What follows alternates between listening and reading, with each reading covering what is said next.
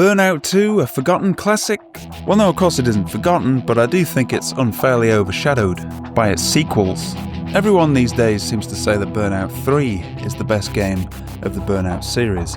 I'm certainly not here to pour scorn on a game, especially not one as fun as Burnout 3. I'm just here to explain why you're incorrect. No, I didn't mean that. I'm here to explain why, in my opinion, Burnout 2, Point of Impact, is in fact the best game in the series. And it is in fact one of the greatest arcade races of all time.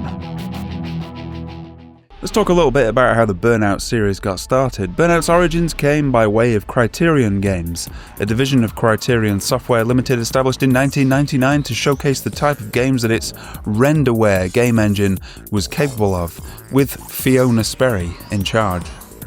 The first game was a fast-paced skateboarding game, Trick Style, published by Acclaim Entertainment for the Dreamcast and released in 1999.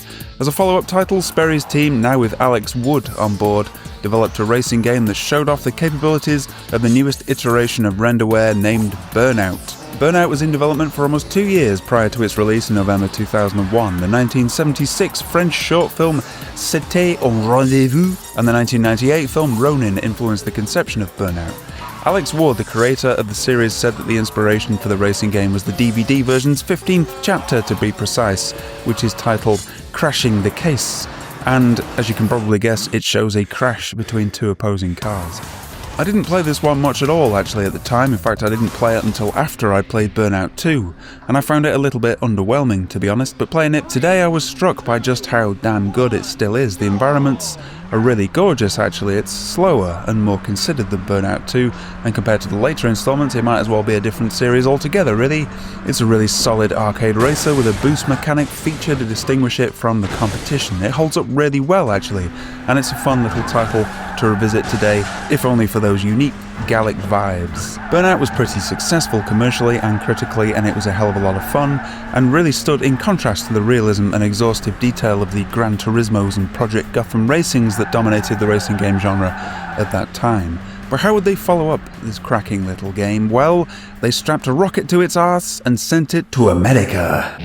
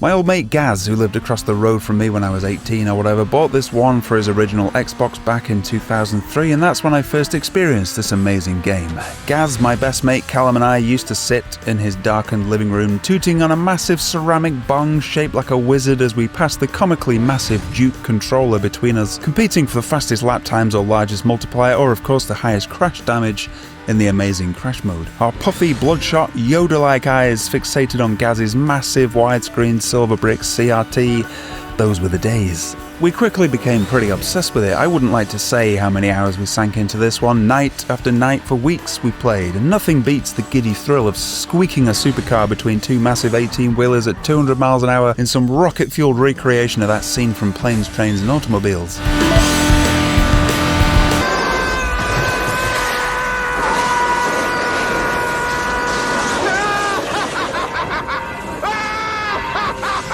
This game was and still is so fast that I can still remember the sensation I felt when certain areas of my brain would find themselves short of bandwidth or whatever and just lock up completely as I ploughed right into the oncoming traffic.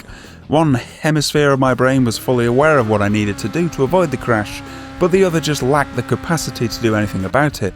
When a game makes your brain get a blue screen of death, that has to be the sign of a great game, right? And as for the crash mode, oh my word did we hammer this one, trying again and again and again to add a couple of $1 million extra damage to the high score. So much fun seeing an 18-wheeler skipping over a barrier and careening off a great big cliff, or trying to ping your car off the static traffic at precisely the right angle to make the bus driver on the far side of the junction wobble just enough to hit his brakes and cause a 12-car pileup behind him.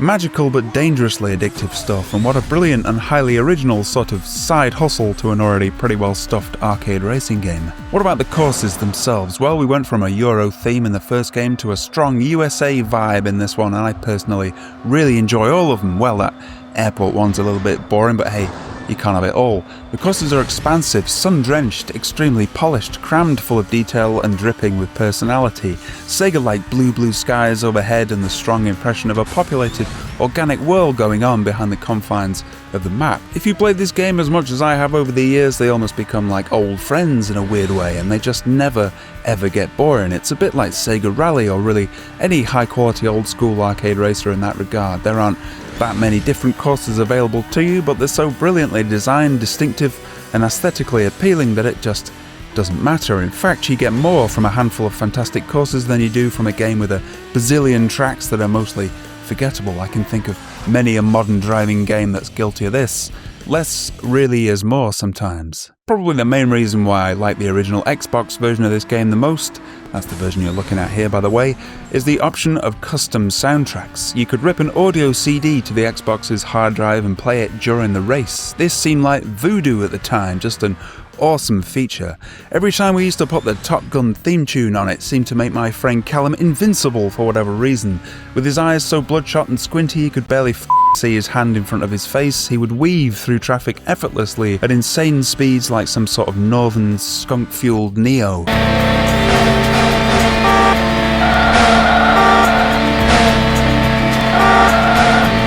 I've been playing this game on the projector I've got set up in my gaming cavern downstairs recently, and my god, it still has the power to make me sweat and grin. Well, I don't sweat that much because it's freezing down here, but especially with a 5.1 sound and a massive subwoofer, it's still so good.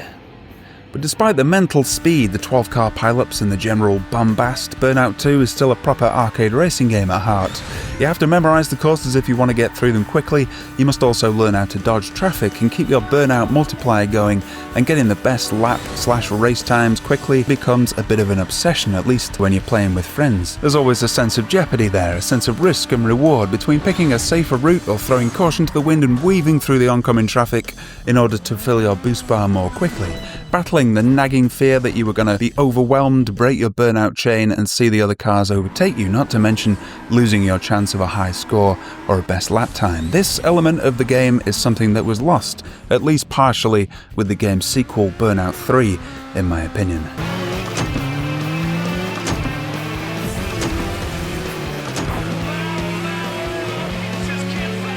Burnout 3 moved the emphasis away from arcade racing towards something that almost has more in common with a vehicular combat game. Indeed, you can't really get any speed going at all without smashing an opponent into a wall or whatever, because that's what gives you the biggest boost to your Burnout bar. And unlike the second game, the Burnout feature is available to you at all times as long as you have enough juice on the Burnout bar thingy in the bottom left of the screen.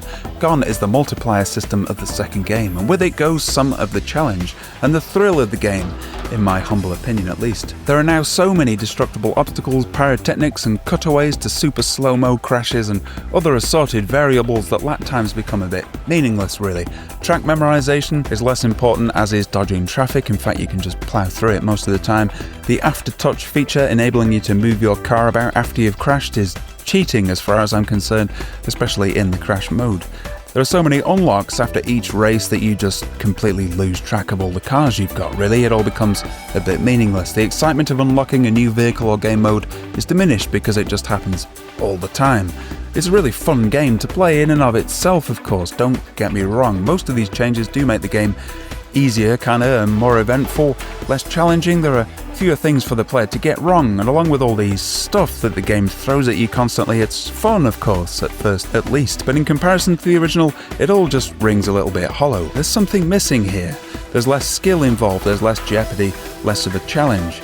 It's just not really a racing game anymore. It's a big, spectacular, visceral whirligig. I played it for a good few hours back in the day and eventually just kind of lost interest.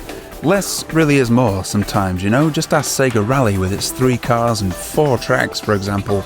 I also have issues with the presentation. I was super excited for the release of this game, of course. I had it on pre-order, and when I finally booted the game, I was greeted by this modern gentleman. What's up, guys? You're listening to Stryker on Crash FM. Just need a few minutes of your time to cover the rules of the Burnout Road. To succeed in Burnout, you need to be winning races, but you're not going to win races unless you take risks. The big reward? That's easy. You earn boost. Take risks, you get reward. Get it?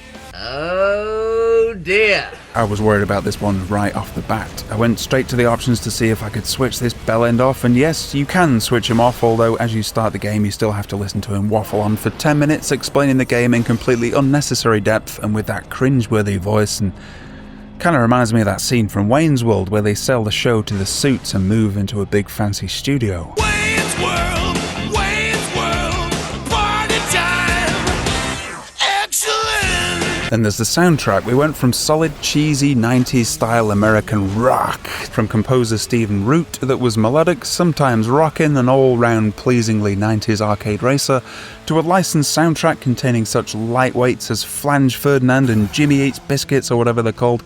There are some good tracks here, of course. There's a Ramones track for one thing, although it's not really the Ramones track I'd picked for this game, but great band and everything, obviously.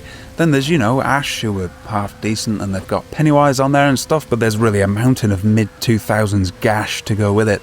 I found most of it pretty cringeworthy, to be honest with you, and I find the presentation in general a little bit obnoxious. There's still custom soundtracks here though, thank goodness. But look, despite all this, Burnout 3 is a pretty great game. Of course it is, I would be insane to suggest otherwise. And this is all just personal preference after all, isn't it?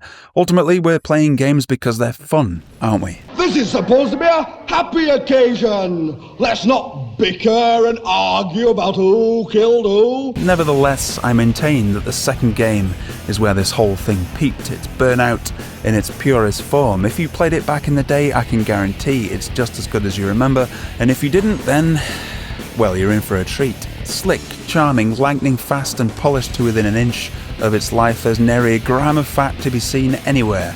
The 90s arcade racer gone supernova, and one of the greatest games of its generation, without a shadow of a doubt.